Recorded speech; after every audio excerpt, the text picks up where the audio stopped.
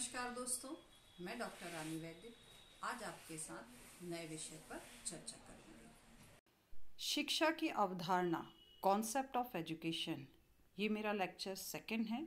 इसके पहले वाले वीडियो में हमने शिक्षा की अवधारणा के अंतर्गत विचारकों तथा दार्शनिकों के मस्तिष्क को किस प्रकार आंदोलित करती है, यानी शिक्षा की अवधारणा का अर्थ समझा था, शाब्दिक अर्थ भी समझा था, भारतीय दृष्टिकोण से भी इसका अर्थ समझने का प्रयास किया था और शिक्षा की कौन कौन सी विभिन्न अवधारणाएं हैं वह समझने का प्रयास किया था।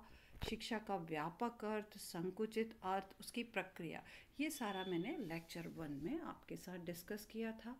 इस लेक्चर में हम बात करेंगे कि शिक्षा की अब परिभाषा क्या है। भारतीय विचारकों के अनुसार शिक्षा की परिभाषा, पाश्चात्य विचारकों द्वारा शिक्षा की परिभाषा, शिक्षा तथा शिक्षा से मिलते जुलते जो शब्द हैं उनका अर्थ तथा अंतर, शिक्षा की क्या प्रकृति होती है, शिक्षा के उद्देश्यों के निर्धारण की क्या आवश्यकता है, शिक्षा के जो क्या और अन्य उद्देश्य हैं, इस चर्चा को हम आज सम्मिलित करें, ये विषय सूची को।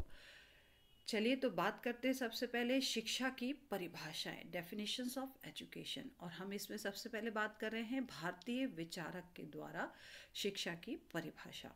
सबसे पहले हम बात करें उपनिषद। उपनिषद में कहा गया है कि शिक्षा वह है जिसका प्रमुख साध्य मुक्ति है, यानी शिक्षा ऐसा साधन है जिसके द्वारा हम मुक्ति रमा को प्राप्त कर सकते हैं। इसी प्रकार कौटिल्य जी ने कहा है कि शिक्षा का अर्थ देश के लिए प्रशिक्षण तथा राष्ट्र के लिए प्रेम है। ये इन्होंने देश प्रेम की जो बात कही है कि देश के लिए प्रशिक्षण तथा राष्ट्र के लिए प्रेम है, ये अनूठी बात है कि शिक्षा के द्वारा ही हम अपने देश के लिए प्रेम जागृत कर सकते हैं। शंकराचार्य जी के अनुसार शिक्षा आत्मानुभूति के लिए, स्व को समझने के लिए है, स्व का अनुभूति करने के लिए। शिक्षा ही मात्र एक ऐसा साधन है जिसके द्वारा हम अपने स्व का अनुभूति कर सकते हैं। टैगोर जी के अनुसार उच्चतम शिक्षा वह है जो संपूर्ण सृष्टि से हमारे जीवन का सामंजस्य स्थापित करती है। इन्होंने बहुत अच्छी गहरी बात कही है कि जो अगर हायर लेवल एजुकेशन वह होती है जो संपूर्ण सृष्टि, यानी हम जहाँ रह रहे हैं, जिस वातावरण में हम रह रहे हैं, हमारे जीवन का सामंजस्य स्थापित करती है, उसके साथ हमें किस तरह से एडजस्ट होना है, किस तरह से जीवन जीना है, यह शिक्षा द्वारा ही हमें समझ पैदा होती है। महात्मा गांधी के अनुसार देखें तो शिक्षा से मेरा अभिप्राय बालक और मनुष्य के शरीर, मस्तिष्क तथा आत्मा में पाए जाने वाले सर्वोत्तम गुणों का सर्वांगी विकास है। विकास भी ऐसा वैसा नहीं, सर्वांगी विकास है। और सर्वोत्तम गुणों का तो किस में हम बात कर रहे हैं? बालक और मनुष्य के शरीर, मस्तिष्क और आत्मा, तीनों चीज़ों की बात कर रहे हैं। में पाए जाने वाले जो सर्वोत्तम गुण हैं, जो भी अच्छे अच्छे गुणों की बात करें कि शारीरिक, मानसिक और आध्यात्मिक, उनके गुणों का सर्वांगी विकास से है शिक्षा का अभिप्राय। तो उपरोक्त सभी परिभाषाओं को स्पष्ट समझने पर यह समझ में आता है कि भारतीय विचारकों ने ये सारे जितने भी उपनिषद, कौटिल्य, शंकराचार्य जी, टैगोर, महात्मा गांधी, सभी ने आत्मा के विकास पर अधिक बल दिया है। अब दूसरे दृष्टिकोण से अपन देखते हैं कि पाश्चात्य विचारकों द्वारा शिक्षा की क्या परिभाषा दी गई है।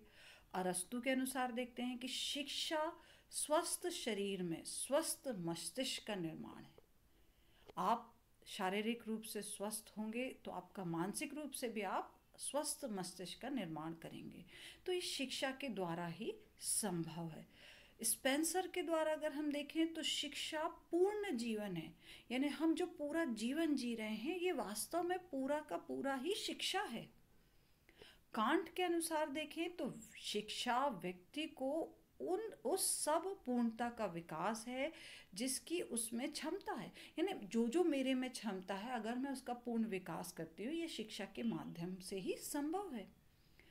पेस्ट्रोलॉजी के अनुसार देखें कि शिक्षा मनुष्य में अंतर्निहित शक्तियों का स्वाभाविक, सामान्य रूप से पूर्ण तथा प्रगतिशील विकास है, यानी मनुष्य के अंदर जो जो शक्तियाँ छुपी हैं उनका नेचुरली, यानी स्वाभाविक रूप से, सामान्य रूप से पूर्ण विकास हो, और प्रगतिशील विकास हो, यानी उसमें डे बाय डे विकास जो है, डेवलपमेंट जो है वो बढ़ता जाए, इस तरह का विकास शिक्षा द्वारा ही संभव है।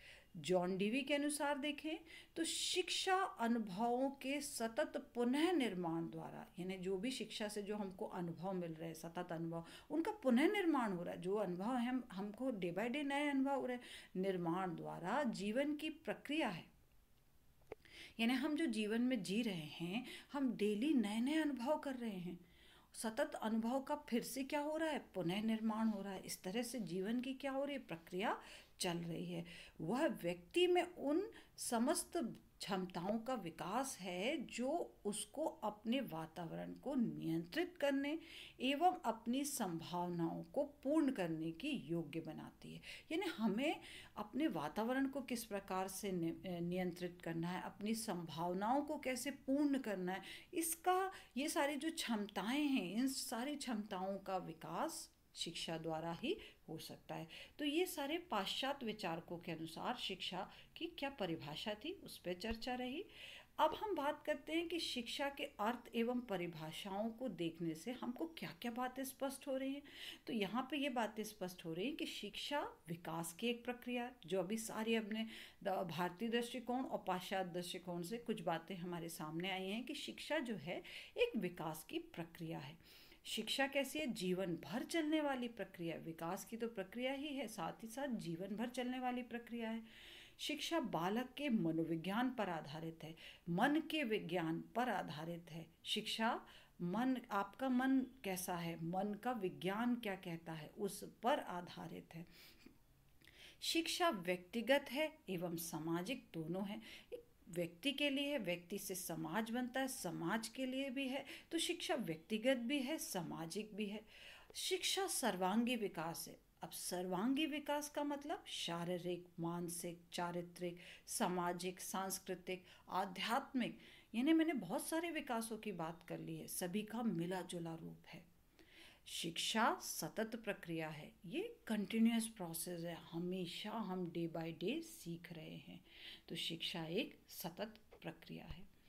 अब हम आगे बात करते हैं शिक्षा तथा शिक्षा से मिलते जुलते शब्द, यानी शिक्षा जो हम पढ़ रहे हैं उससे और कौन कौन से शब्द हैं जो उससे मिलते जुलते हैं और उनमें उनके अर्थ और अंतर है ना। तो यहाँ सबसे पहले हम बात कर रहे हैं शिक्षा तथा साक्षरता। अब हम पहले बात कर लेते हैं शिक्षा। तो शिक्षा क्या है, मनुष्य की अपनी एक विशेष उपलब्धि है हम जो सीख रहे हैं, और मनुष्य जन्म लेने के बाद से मृत्यु की अंतिम कड़ी तक अपनी आध्यात्मिक चेतना और अनुभूति क्षमता के फलस्वरूप जीवन की विभिन्न परिस्थितियों के साथ अनुकूलन करता है, समायोजन करता है, व्यवस्थीकरण करता है। यानी हमने जो जो सीखा, अनुभूति ली, हमारी आध्यात्मिक चेतना के से हमें जो जो हमने समझा, उन सब के साथ क्या कर रहा है, हमारे जीवन में जो विभिन्न परिस्थितियां आ रही हैं उसके साथ अनुकूलन कर रहा है, समायोजन कर रहा है, व्यवस्थीकरण कर रहा है, जिससे कि इस ढंग से जीवन चलते रहना फलस्वरूप मनुष्य क्या हो रहा है, विभिन्न प्रकार के फिर अनुभव के से साझेदारी, ज्ञान की प्राप्ति होती है। ज्ञान की प्राप्ति अकेले नहीं होती है, बल्कि उसका संचय भी करता चला जा रहा है उद्देश्यपूर्ण। इस तरह से हम बात कहें कि शिक्षा सभी प्रकार के अनुभवों का कुल योग है। मैंने कहा कि कुछ अच्छे अनुभव, कुछ बुरे अनुभव, यानी हम सब प्रकार के अनुभवों का कुल योग है, जिससे मनुष्य अपने जीवन काल में प्राप्त करता है। ये अनुभव एक दिन के नहीं होते हैं, हम पूरे जीवन जो जी रहे हैं उसमें जो हम अनुभव प्राप्त कर रहे हैं और उसके द्वारा वह जो भी कुछ कर रहा है, उसका निर्माण कर रहा है, वो सारा शिक्षा के द्वारा ही संभव है। अब यहाँ तो हमने बात की शिक्षा क्या थी, अब साक्षरता क्या है, अभी मैंने इन दोनों को समझाना है।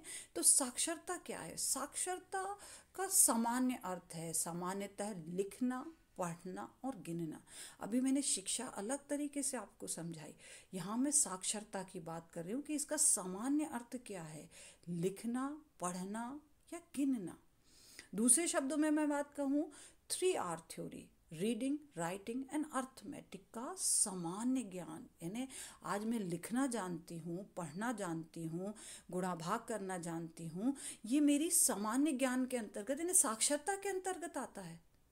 वस्तुतः साक्षरता ना तो केवल पढ़ाई लिखाई है, ना ही कोई विशेष योग्यता है। साक्षरता एक मनोदशा है। आप बात समझिए ना, मैं इसको क्या कह रही हूँ, लिखना पढ़ना गिनने के अंतर्गत अकेले नहीं ले रही हूँ, ना ही इसे कोई विशेष योग्यता कह रही हूँ। ये एक मनोदशा है, यह एक दृष्टिकोण है केवल, जो हमारे प्रत्यक्षीकरण को दिशा प्रदान करता है कि अब हम क्या सोचते, कैसे सोचते हैं। पढ़ना लिखना इस मनोदशा के यंत्र हैं। हम जो जैसा हम सोच रहे हैं, हमारे मन जैसा सोच रहा है, उसके अनुसार हम लिखते पढ़ते हैं। तो इस तरह से बात आती है कि साक्षरता एक सामान्य अर्थों में बात कहूँ, लिखना पढ़ना गिनना, या हम साक्षर हैं यानी हम कुछ जान रहे हैं। मगर इसके अपोजिट मैंने शिक्षा को अनुभव कहा, जीवन का कुल अनुभव कहा, यानी यहाँ शिक्षा वृहत है और साक्षरता उसके मुकाबले बात कहूँ तो संकुचित अर्थ लिए हुए। इसी तरह से अगर मैं शिक्षा तथा निर्देशन की बात कहूँ तो शिक्षा मैंने अभी आपको समझाया व्यापक अर्थ है, मगर निर्देशन अपने आप में संकुचित अवधारणा है। अब देखें, निर्देशन तभी चलता है जब एक शिक्षक जो है कक्षा में पढ़ाता है और यह कक्षा के समाप्ति के साथ निर्देशन भी समाप्त हो जा रहा है। तो ये एक समय पीरियड लिए हुए है निर्देशन।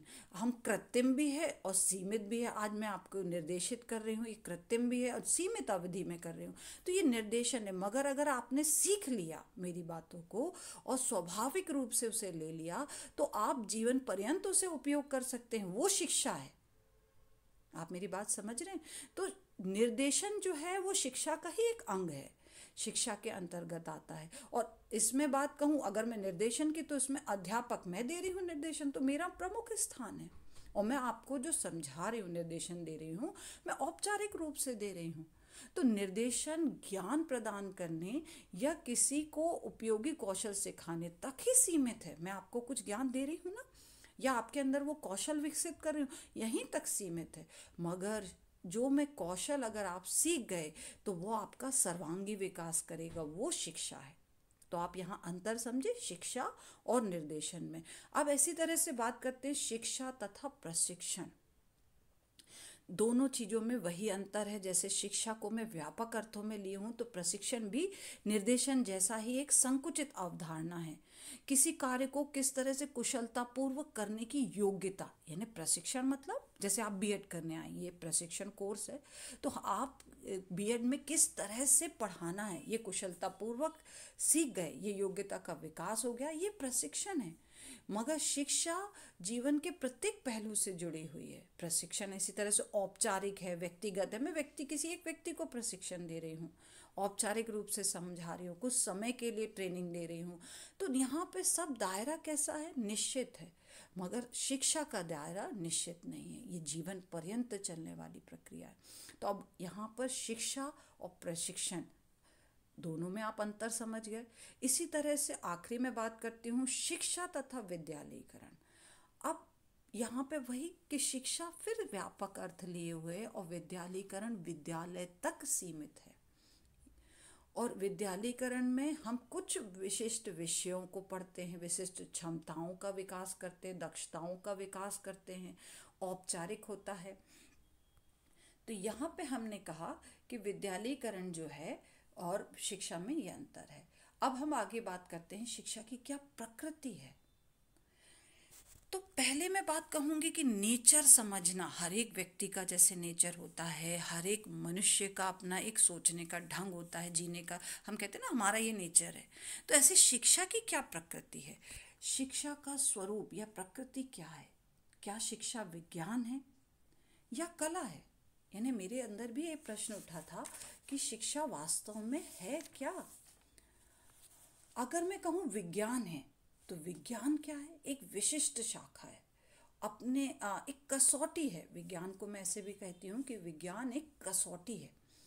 तो क्या करता है, अपन बात करते हैं कि अगर विज्ञान की विशेषताएं क्या हैं, तो विशेषताएं हैं कि उसमें तथ्यात्मकता है, सार्वभौमिकता है, नियमों का प्रतिपालन है, कार्य कारण संबंधों की खोज है, नियमों पर आधारित है, और इन सब के द्वारा वो भविष्यवाणी करता है। ऐसे ही नहीं कहता है विज्ञान। तो विज्ञान अपने आप में, जो बात कहूँगी, सत्यों की एक व्यवस्था है। जो सत्य है ना, उनको एक व्यवस्थित रूप में संजो करके प्रस्तुत करता है। तो ये एक अपनी शब्दावली के साथ विज्ञान अपनी चीज़ों को सामने रखता है। अब हम बात कहें कला क्या है। कला कौशल है। एक कला एक जीने का ढंग है, एक कसौटी है, और जो वो क्या करती है, वो व्यक्ति को श्रेष्ठ बनाती है।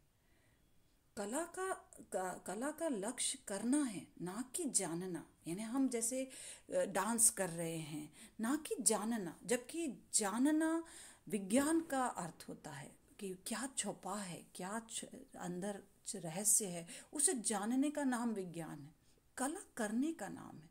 तो कला में ज्ञान के साथ कौशल और अभ्यास शामिल है कि हमको ज्ञान तो मिल रहा है, हम कुछ सीख रहे हैं, कला सीख रहे हैं, कौशल सीख रहे हैं, तो हमें ज्ञान भी मिल रहा है, हम उससे अभ्यास भी कर रहे हैं, तब हम उसमें पारंगत होते हैं।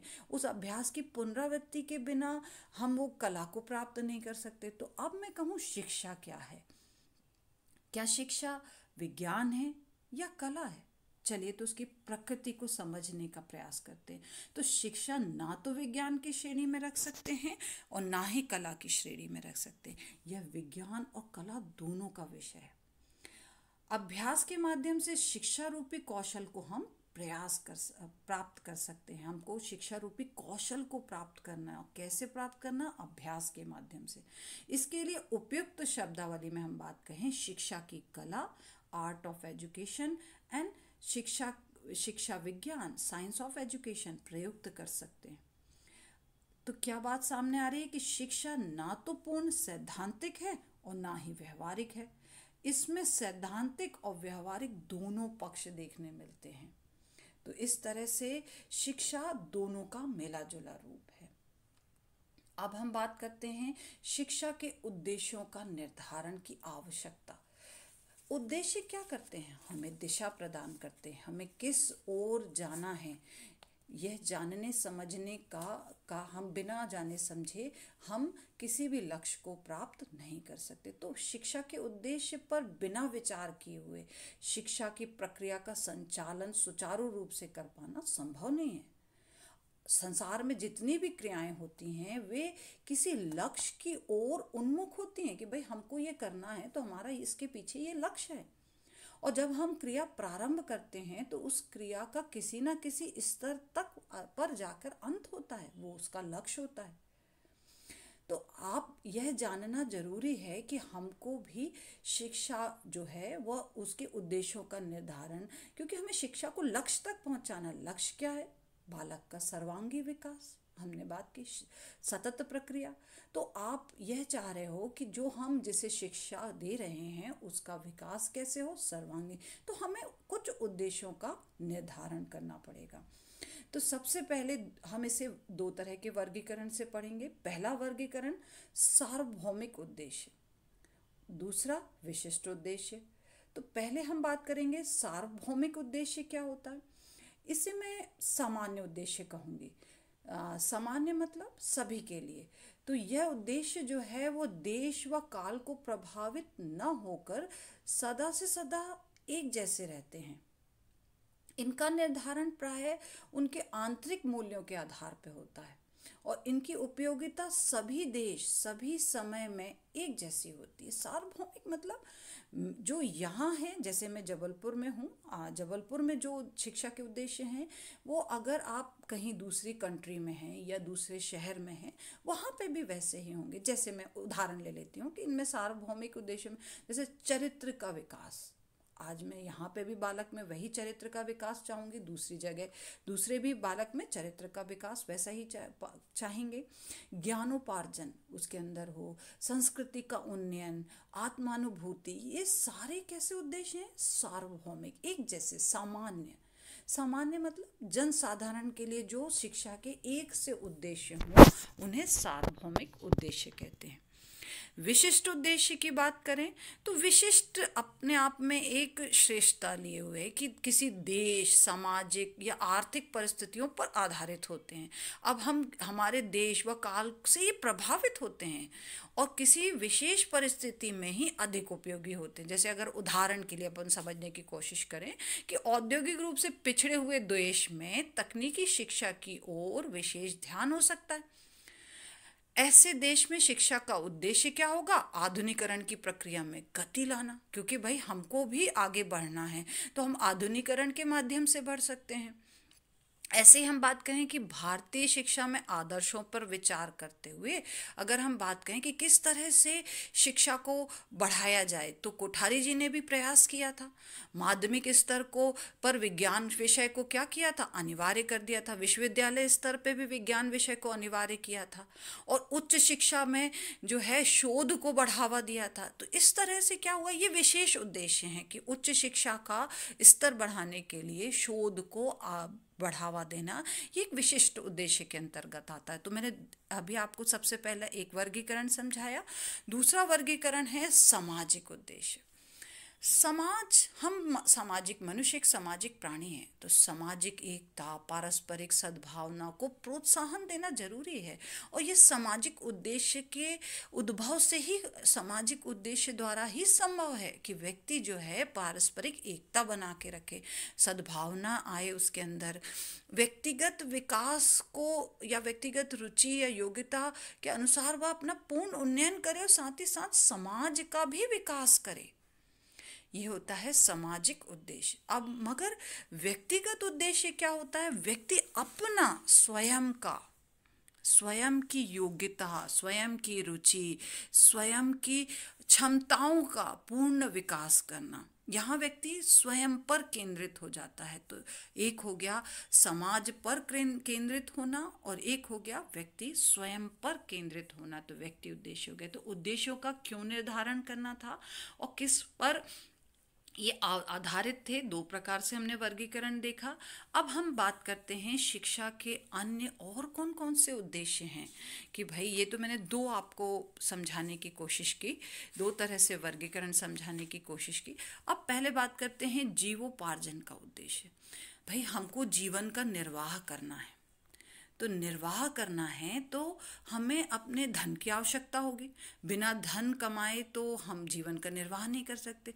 तो शिक्षा एक माध्यम है जिसके द्वारा हम अपने इस जीवोपार्जन का उद्देश्य पूरा कर सकते हैं, आत्मनिर्भर बन सकते हैं। शिक्षा द्वारा हमारे अंदर आत्मनिर्भरता की भावना का विकास हो सकता है। व्यवसायिक, हम जो अपनी क्षमता को बढ़ा सकते हैं, तो हम जीवोपार्जन, अगर हम शिक्षित होंगे तो हम कहीं ना कोई काम आसानी से कर सकेंगे और आत्मनिर्भर बन करके धन का उपार्जन कर सकेंगे। तो ये होता है जीवोपार्जन के उद्देश्य।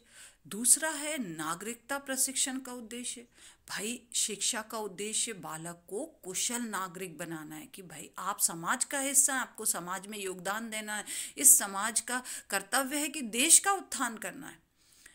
और इस समय जैसे अगर बात कहें, भारत में जनतंत्र है, जनतंत्र की सफलता नागरिकों की क्षमता व कुशलता पर निर्भर करती है।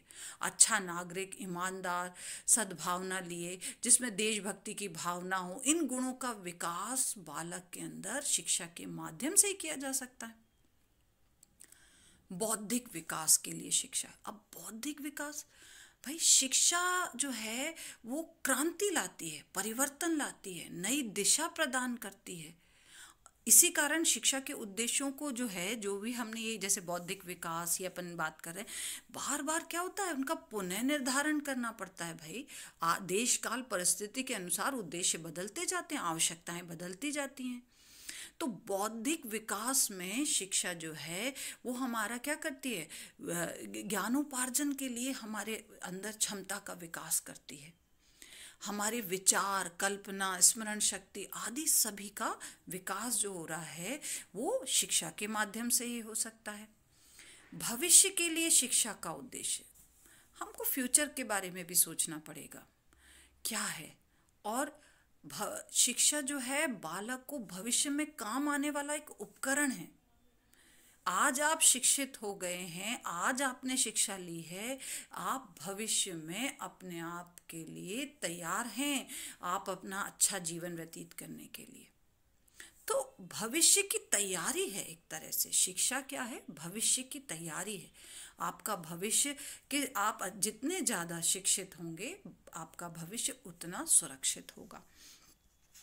अब बात कहें चरित्र निर्माण का उद्देश्य। आप चाहते हैं कि बालक जो है वो अच्छे चरित्र वाला बने, व्यक्ति बने, उसका दृष्टिकोण कैसा हो, व्यापक हो, लोगों के साथ वो छल कपट ना करे।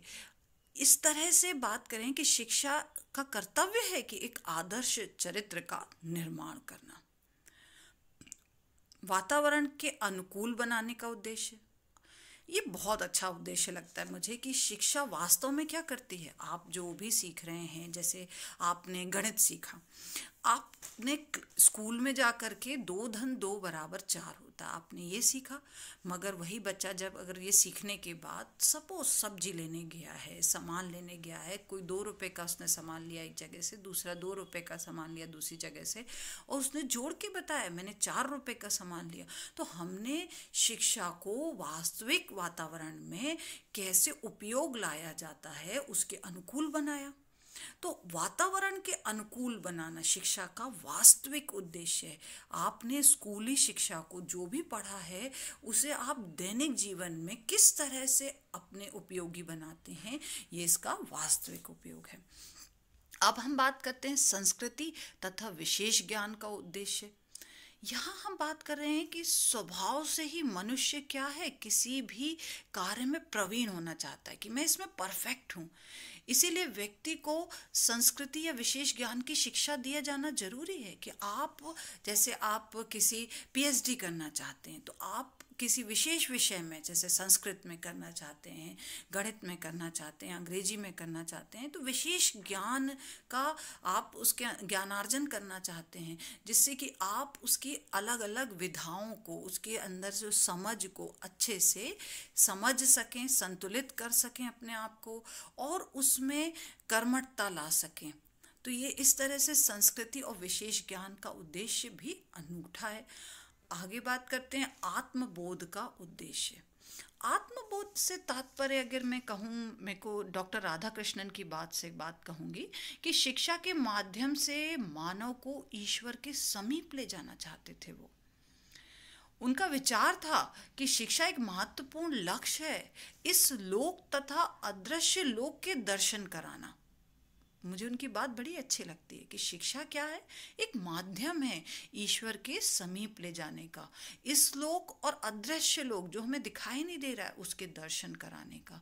ज्ञान विद्वत्ता शिक्षा का साध्य होने के साथ साथ उच्चतर जीवन तथा दृष्टिकोण की प्राप्ति का साधन भी है कि हम अच्छा से अच्छा ज्ञान तकनीकी कौशल से अपने जीवन का क्या करें, निर्माण करें। और अब बात करें सांस्कृतिक सुरक्षा तथा उन्नति का उद्देश्य, तो संस्कृति की रक्षा और उन्नति ही शिक्षा का महत्वपूर्ण उद्देश्य है। आज हमारी भारतीय संस्कृति को सुरक्षित रखना आज हमारा कर्तव्य है, और सुरक्षित नहीं रखना, केवल उन्नति भी करना, यह भी हमारी शिक्षा का परम आवश्यक उद्देश्य है। इसी के साथ हम बात करें शारीरिक शिक्षा का उद्देश्य, तो शारीरिक शिक्षा हम बात करते हैं कि अगर हष्ट पुष्ट शरीर होगा तो शिक्षा का स्तर क्या होगा, आप अपने आप को अच्छे ढंग से प्रेजेंट कर पाएंगे, आप अपने आप में आत्मविश्वास जगा पाएंगे। तो शारीरिक शिक्षा का भी उद्देश्य अपने आप में महत्वपूर्ण है। अंत में बात कहूँगी कि जीवन को पूर्णता प्रदान करने का उद्देश्य।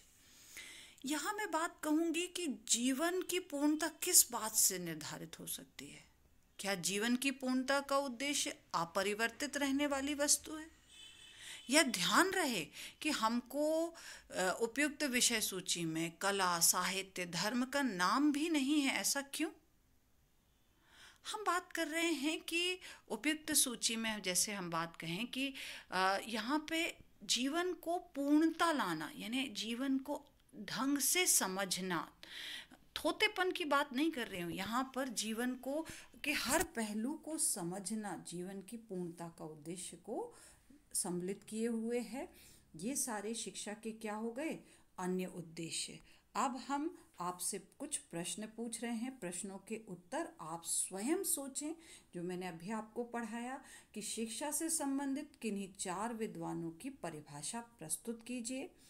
दूसरा प्रश्न है, शिक्षा तथा साक्षरता में क्या अंतर है, स्पष्ट कीजिए। शिक्षा तथा विद्यालयीकरण में क्या अंतर है, यह भी स्पष्ट कीजिए।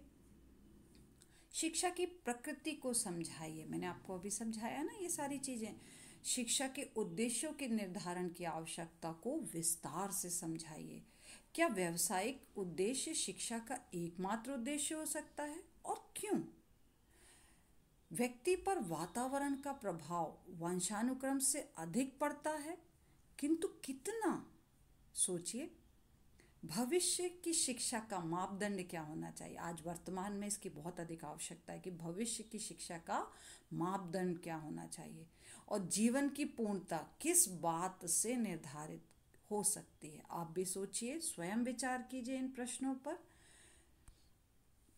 धन्यवाद। नेक्स्ट क्लास में मैं निम्नलिखित बिंदुओं पर चर्चा करूंगी। शिक्षा के क्या कार्य हैं, व्यक्ति के प्रति क्या कार्य हैं, समाज के प्रति क्या कार्य हैं, और राष्ट्र के प्रति क्या कार्य हैं। आई होप आपको मेरा वीडियो पसंद आया हो। लाइक करें, शेयर करें, सब्सक्राइब करें, बेल आइकन को क्लिक करें और कमेंट सेक्शन में कमेंट्स करें। आपको कोई क्वेरीज हो तो मुझे ज़रूर कमेंट्स करें। धन्यवाद।